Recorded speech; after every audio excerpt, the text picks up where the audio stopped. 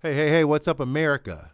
It's Ace Michaels with the Ace Michaels Show. I'm in your grill, I'm in your mug, I'm in your face, I'm in your pocketbook pimping.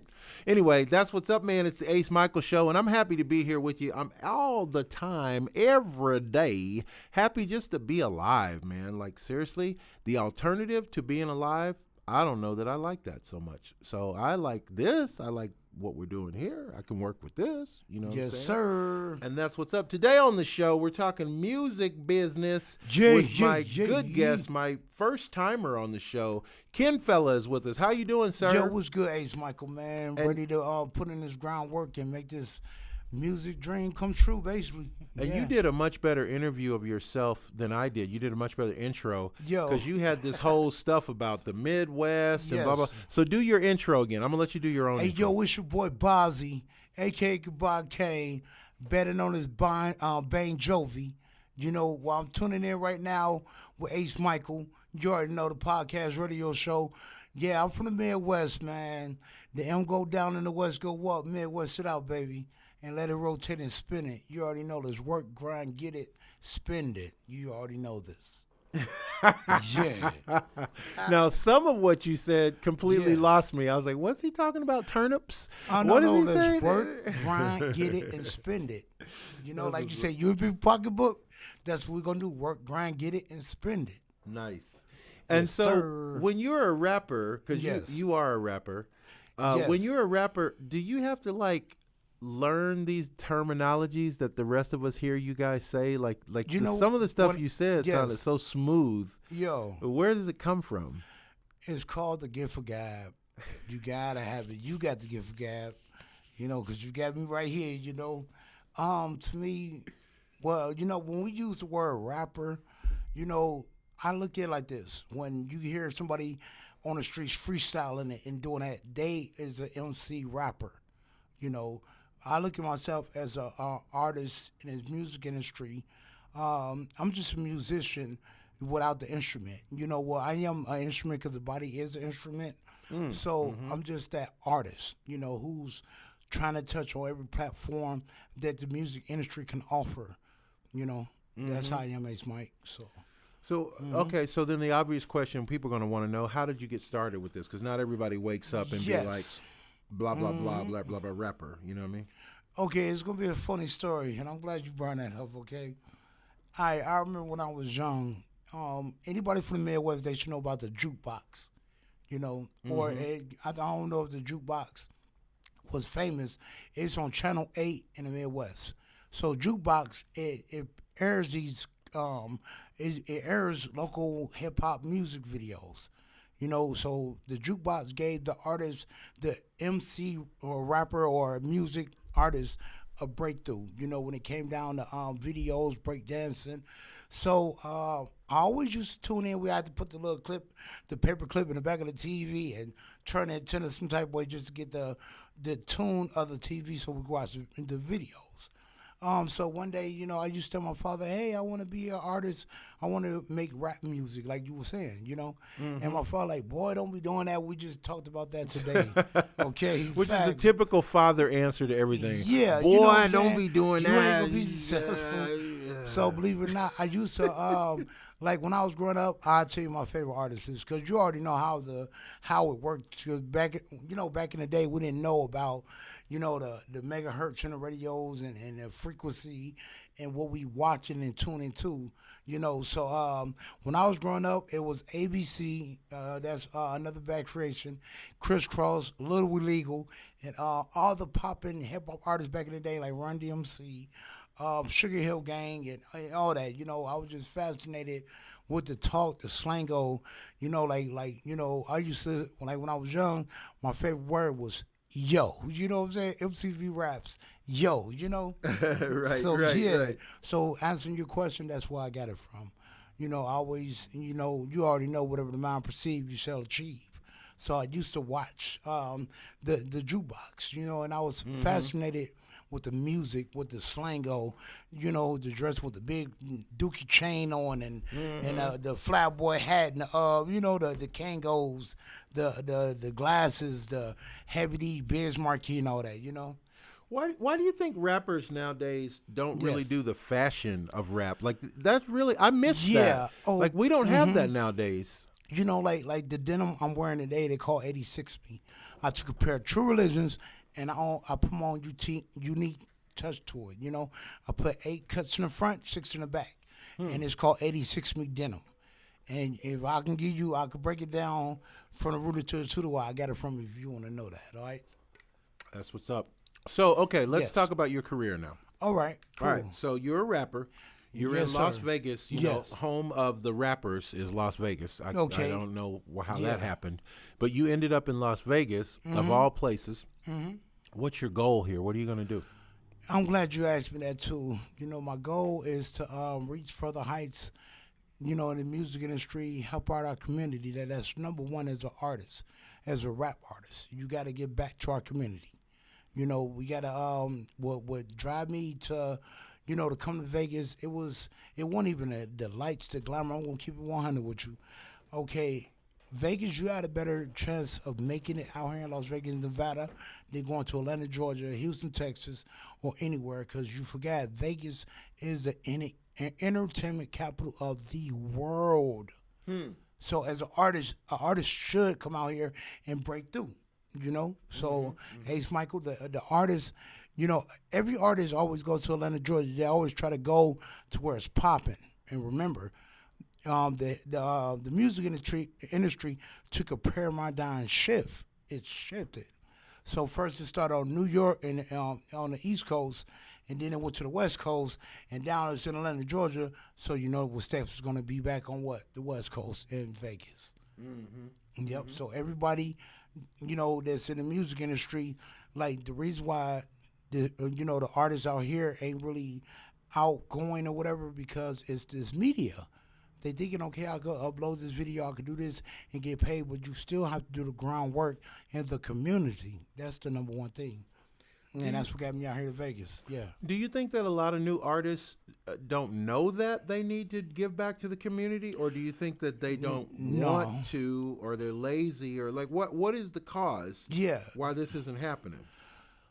To me, the cause is that they don't have no guidance. They don't like you gotta look at it. I'm actually, you know, I'm a veteran. I'm 43 years old. Oh wow! You know, I in didn't that. entertainment business, that thank means you for I'm your 33. service. That part. So you already know how Jay-Z said you know what he say, the new age or something, whatever. You know what I'm saying? Mm-hmm. So in the industry, I'm actually 33 years old. Okay. Okay. And the artists, they lost touch in themselves. They forgot what it takes to be a true lyricist, a true rapper or artist or whatever. You know, because I can't fall under none of the genre of a rapper or, you know, I just love making music. Yeah. You know? Yeah. And that's what it should be about. Yes, sir. Now, let me first thank you for your service again. You got it. And let me ask you, so obviously you've taken a different approach to it. Was there something that happened to you in your life that made you say, you know what, I'm going to take this rapping seriously? Like, did you have a near-death experience or something? Like, Oh, or no, were you no, always, no. you know what I'm saying? Like, were you always gunning this hard at it? Okay, I'll give you my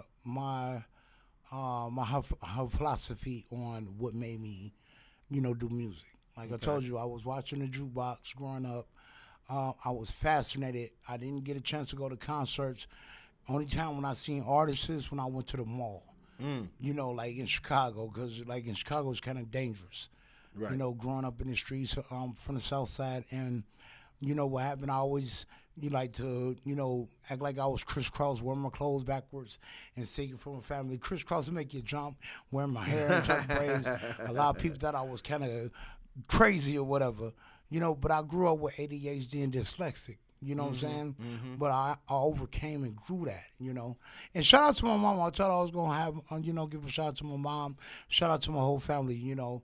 Miss Linda Parks, I love you. You know, that's my mom, you know. Okay. And like I told you, what made me want to be an artist or rapper or whatever it fall on, quote unquote, in that category, is the way the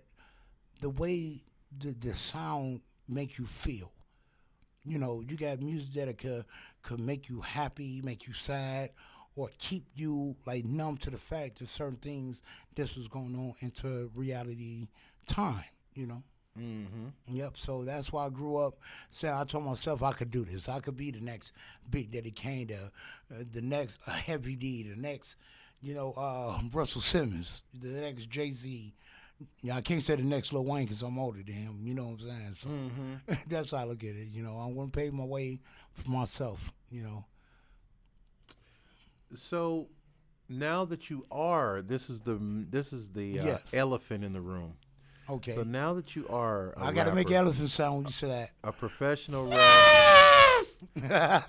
There's nothing weird about that. Is that- So now that you are a professional yo. rapper, you're in a pool with like millions of other people.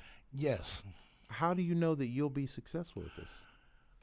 Okay, I'm gonna break it down, Ace Michael. It's gonna be kind of weird, but you gotta check the logic. Okay. It's a million rappers in the industry, millions, and some don't got substance. They don't know who they is as an artist. Jay-Z said it himself.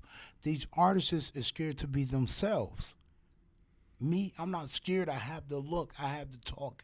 I can't fathom or make this up. This is me. This is who I created as an artist that I want the world to see. I just got down and talked to my homegirl, and I told her, she asked me the same thing, Ace Michael, like, what made me want to do me, or what was different. I told her this. I said, I'm just a person that's willing to do whatever it takes for myself and my team to be successful. You know what I'm saying? And I love that I'm doing me as my nature. That's the logic. But all these artists, you got to look at it. They're not built for this. Some is not built for this. I actually turned a hustle into a legit hustle. It's called advertise promoting. It's a $2.8 trillion business a year. It's more than hip hop that the music industry generate. Do that make sense? Yes, of course. And Yeah. it sounds like you're not concerned about not making it. That's No. I mean, you're taking a very zen approach to it, as if Yeah. it doesn't matter whether the fame or the money comes. You're just doing rapping. You're just happy to be rapping. Yeah, no, it's not that, because I made money from it. You got to look at it, Michael. I made over $20 million in the course of 15, 20-year process. Wow. That part, I did the CD, the hand-to-hand, the advertise promoting. I know I touched more than $20 million, bro. I misused my fortunes, but I'm still on the same path. God always say, don't give up, follow your dreams, follow your goals. If people don't believe in you, believe in themselves. So what happened to the $20 million though? Misusing a fortune, But 20 million Yeah. is a lot. That's you gotta look 20 at it, buying clothes, buying jewelry, going on tours. You need to pay for hotel rooms. You gotta don't get it wrong, it didn't come in at one time. It came in a 15, 20-year time span. So I'm just accumulating, how much money that I generated doing this, doing music and teaming up with other artists. Think about it. If you selling a CD for like $10, $15, you gotta look at the most somebody ever gave me for one CD was over like $150 for one CD. You know what I'm saying? I don't know what artists could do that. The only one that's doing that is themselves. So if you pay attention, I did that more than like 5 times over 5 times. Yeah. So did you get to a point where you actually had 20 million in your bank account and you actually No, saw that money? No. Or I you're created just it. I went out there, generate the capital. Like I told you, it takes money to make money. Ain't nobody gave me $20 million at one time. So all the money that I created in my lifetime with this music or being in advertised promoting is over $20 million. And I tell people that, everybody always say, well, what'd you do with the money? Okay, now, you know how much it costs to go on tour. It's money right there. So we had to go out there, fight against the grain and get like then at $2,000-$3,000 so we can go to the next state to advertise, promote. We had to go back close so we can look the part. In this music industry, you gotta look the part. You gotta have the gold grill, whatever. I don't have one. Well, I had a couple gold grills. The nice chain with your name on it, the Alexander McQueen's and the Dolce & Gabbana clothes. You got to look the part. You know what I'm saying? Like Christian Dior. You got to dress whatever the masses is producing and these artists is becoming, that's what you got to do. But what separate me from that, that's why I created my own denim called 86 Me Denim. You know, so I want to have to follow that stream of people or be a part of that genre of people, you know. So I created my own gap and I built it. And the reason why I got my denim called 86 Me, because everywhere I go, advertise, promoting, what did they do? They 86 me. That part. But now you understand that. Now the logical part is, then you gotta look at it. That's how I say it's substance. Because I created 86 denim, because everywhere I go, they want to 86 me. And I made a song. Okay? Yep, it's called 86 Me, the song. Yep. What is your best song? All of them. No. All of 'em. What's your favorite song? In your opinion, what's your favorite song? My favorite song is the one I freestyle. I mean, the one I when I was young, I was growing up selling drugs or whatever, and I got locked up, so I couldn't have no pen in the paper. You know how it is growing up in the system. So I made a song when I was like 13, 14 years old without no pad of paper, and it's called Mad Skills. How does it go? Mad skills when I deal with thrills. See a young nigga killing me with rounds backwards is murder. I'm evil life. Suicidal thoughts when they thoughts about taking your life. When I close my eyes, vision, dead bodies fall to the ground. Blessings on my fingertips. Do that, I killed them. I picked them, I stick them down from my victim to a death trap. Call him like a mouse with a mouse trap. Then I attack when that nigga's on his mission. You know, it was all a freestyle, you know, but I remembered it. Then I realized I have, hold on. Then I realized that I had a gift like Jay-Z and Biggie. But that was all music. That's not real, okay? It's all music, okay? Because my roommate, my cellmate, he was like, man, rap about the hardcore killing and all this. So, you feel me? Yeah, so, that's what he wanted you to rap about. But he's already locked up, so. Hold on. Hey, Amiri, I'm doing this podcast. I'll call you right back, okay? We're at our mark where the time is going anyway. So, right, yeah. So now the people want to know how they can find you. They want to follow you. They want to stalk you on the internet. What do they? Okay, you know, for one, I don't like clout chasing. I don't like stalking because I got a lot of females out in the world stalking me to this day. Well, you can find my music at. You can actually Google my name, Kinfelea, Kinfella. You know, if you want to hit me up on Instagram, it's Kinfella the Boss on IG, Instagram. Or hashtag music video checkup, you know, because I love artists to send me their music and I will live stream it or show their video as it on it. Or you get me up at Marlon Parks on Facebook. You know, like I was, y'all remember when MySpace came out before Facebook, Instagram, and all that? It was MySpace. Right. Okay, I remember one day I would load my music up. I had a big following. Jay-Z hit me up. Jay-Z said, is this the real Kinfella? And my son's mother said, yes, it is. Okay. That part. Because J-Hope, what up, Jay-Z? You heard me? So, yeah. And that is what's up. Hey, guys, it's the Ace Michael Show. And that's what's up. Thank you guys for listening. Thank you for sharing, liking, and subscribing. If you ever want to be on the show, we'd love to have you. And you know what I say now? Live the life you love. Love the life you live. Thank you. Yes, sir. So let's work, grind, get it, spend it.